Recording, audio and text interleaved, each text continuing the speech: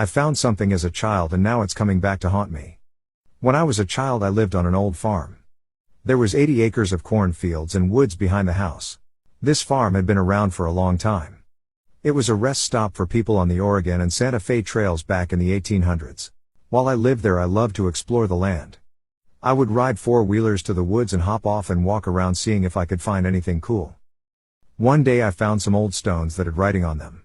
They had names on them and, as I was just beginning to learn to read and write, I grabbed another rock and scraped my name below one of the other names.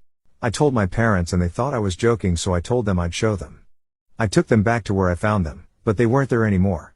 I knew where I had found the rocks but they were gone and my parents assumed I was playing pretend and had quite the imagination. After this I spent most of my days trying to find those rocks again. That's when I met Mary. She was a little girl about my age that was in the spot where I found the rocks. She wore funny clothes but she was very nice. We would play for hours in those woods. Now that I look back I did find it odd she never left the tree line though. I wanted to introduce my new friend to my parents but Mary said that was a bad idea, as they wouldn't be able to see her. I was confused. Why would my parents not be able to see her? I can see her just fine. She told me she had died a long time ago. That's why she wore the funny dress. She told me that a bad man had killed her and carved her name into a rock. She said since I put my name on the rock we would play together forever. I laughed and told her we would be friends forever.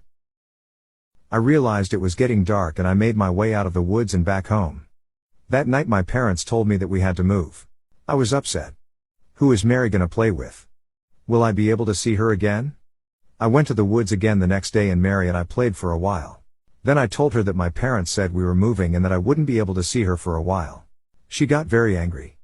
She started to yell at me and told me that I made a promise when I put my name on that rock. She grabbed my arm and was a lot stronger than me.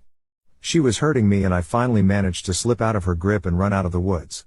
She was right behind me but as I crossed the tree line she stopped and screamed.